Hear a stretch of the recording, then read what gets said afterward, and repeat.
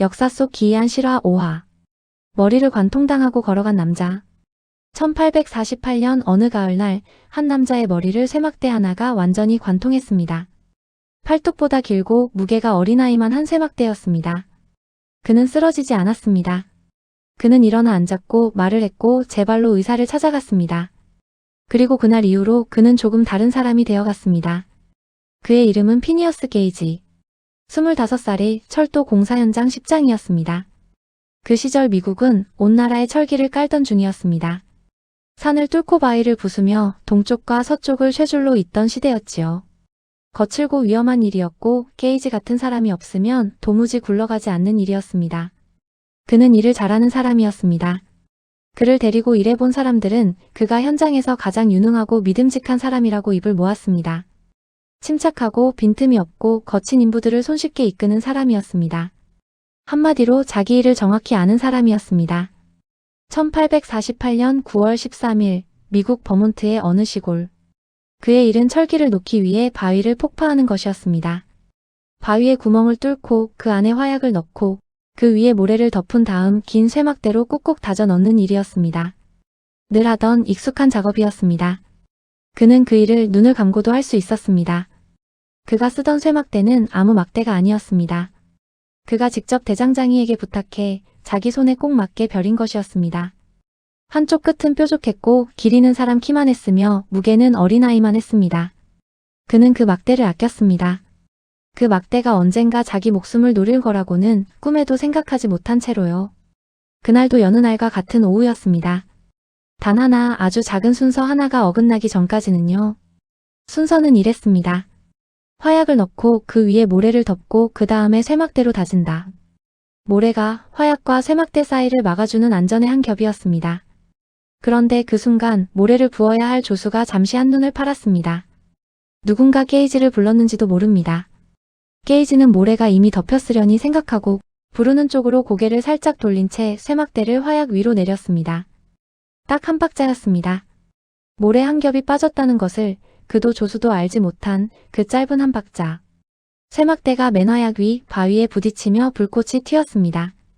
단 한 번의 불꽃이었습니다. 그리고 그 한 번이면 충분했습니다. 폭발과 함께 쇠막대가 곧장 위로 솟구쳤습니다.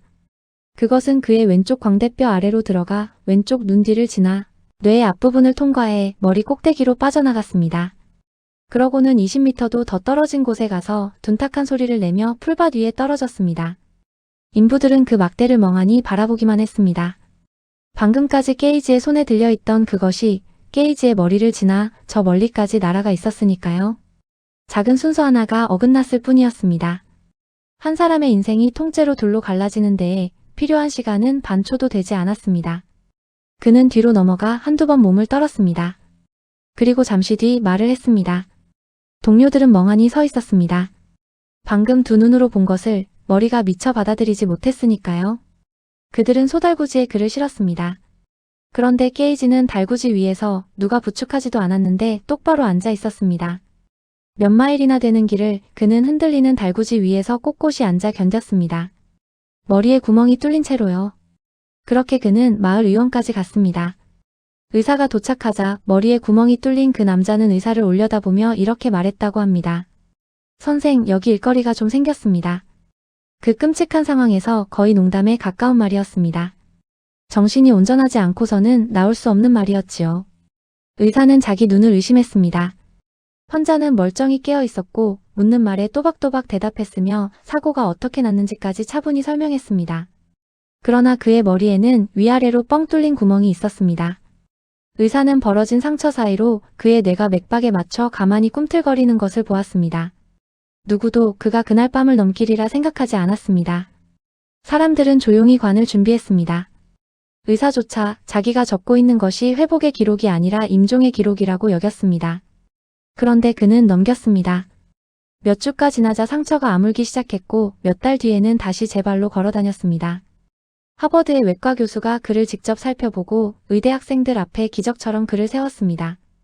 강의실을 가득 메운 학생들은 살아 움직이는 의학 교과서를 두 눈으로 보고 있는 셈이었습니다. 그는 왼쪽 눈을 잃었고 머리에는 엄지손가락이 들어갈 만한 구멍이 남았습니다. 하지만 살아 있었습니다. 그런데 진짜 이상한 일은 그 다음에 일어났습니다. 그를 치료한 의사 알론은 게이지가 예전 같지 않다고 적었습니다. 침착하고 믿음직하던 그 십장이 변덕스럽고 거칠고 한 가지 계획을 끝까지 밀고 가지 못하는 사람이 되었다는 것입니다. 입이 거칠어졌고 결정을 내렸다가도 금세 뒤집었습니다. 어떤 날은 거창한 계획을 세웠다가 다음날 아무렇지 않게 내팽개쳤습니다. 친구들과 한 약속도 가볍게 어겼습니다. 예전의 게이지라면 상상도 할 수 없는 일이었습니다.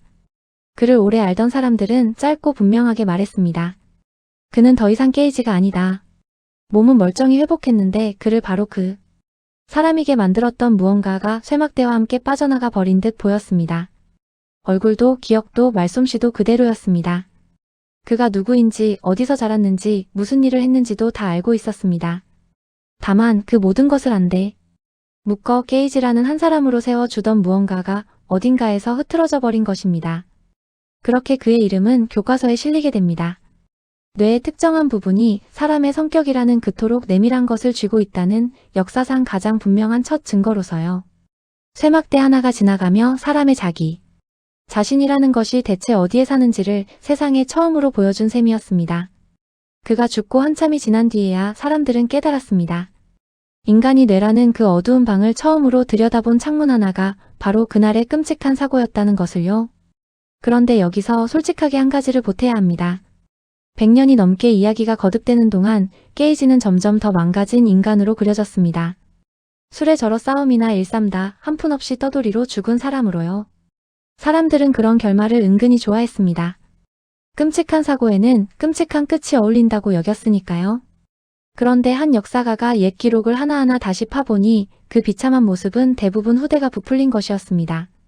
이야기는 입에서 입으로 옮겨갈 때마다 조금씩 더 어두운 색을 더씹었던 겁니다. 사실보다 교훈이 앞섰고 교훈은 늘 더 극적인 결말을 원했으니까요. 실제 게이지의 뒷이야기는 더 조용하고 더 놀라웠습니다. 그는 회복했습니다. 멀리 칠레까지 건너가 몇 해 동안 역마차를 몰았습니다. 100마일이 넘는 험한 산악 노선을 여러 마리의 말과 승객과 시간표와 돈을 한꺼번에 챙겨가며 운행하는 일이었습니다. 생각해 보십시오. 낯선 나라, 낯선 말, 깎아지른 산길. 6마리 말의 고삐를 한 손에 쥐고 승객의 목숨과 우편물과 도착 시간을 동시에 책임지는 일. 한순간의 판단착오가 마차를 통째로 낭떠러지로 보낼 수 있는 일이었습니다. 그것은 정신이 망가진 폐인이 할 수 있는 일이 결코 아니었습니다. 쇠막대가 무엇을 가져갔든 그는 남은 짧은 생을 그것 없이 사는 법을 다시 배웠고 상당 부분 그렇게 해냈습니다. 어쩌면 그는 잃어버린 자신을 조금씩 다시 익혀나갔는지도 모릅니다. 매일 같은 길, 같은 말, 같은 시간표. 그 단단한 일과가 흐트러진 그를 천천히 다시 한 사람으로 묶어 주었는지도요. 그리고 그는 자기를 관통했던 그 쇠막대를 평생 곁에 지니고 다녔습니다. 버리지도 숨기지도 않고요. 자기를 거의 죽일 뻔한 그 물건을 그는 오랜 동행처럼 데리고 살았습니다. 그날의 부상은 결국 그를 따라잡았습니다. 사고로부터 12년쯤 뒤 그는 발작을 거듭하다 어머니의 집에서 숨을 거두었습니다.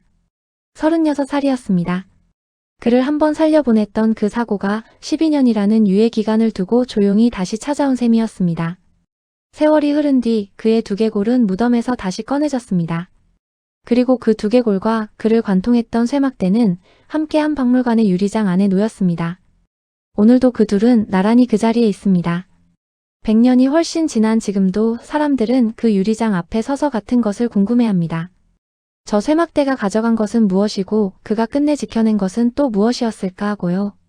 세상은 오랫동안 그를 사람이 얼마나 쉽게 부서질 수 있는지를 보여주는 증거로 삼았습니다. 하지만 그가 남긴 진짜 이야기는 어쩌면 그 반대였는지도 모릅니다. 사람이 얼마나 끈질기게 다시 자기 자신으로 돌아오는가 하는 것 말입니다. 사고 한 번이 그를 무너뜨렸다면 그 뒤에 긴 세월은 그가 다시 일어섰다는 증거였습니다. 사람들은 무너지는 쪽만 오래 기억했지만 그는 일어서는 쪽을 끝까지 살아냈습니다. 쇠막대는 한 사람을 부수려 했습니다. 그리고 그 사람은 끝내 부서지지 않았습니다. 다음 이야기는 망망대해 한가운데에서 멀쩡한 모습으로 발견된 그러나 단 한 사람도 타고 있지 않던 어떤 배의 이야기입니다. 잊지 않으시도록 구독으로 표시해 두셔도 좋습니다.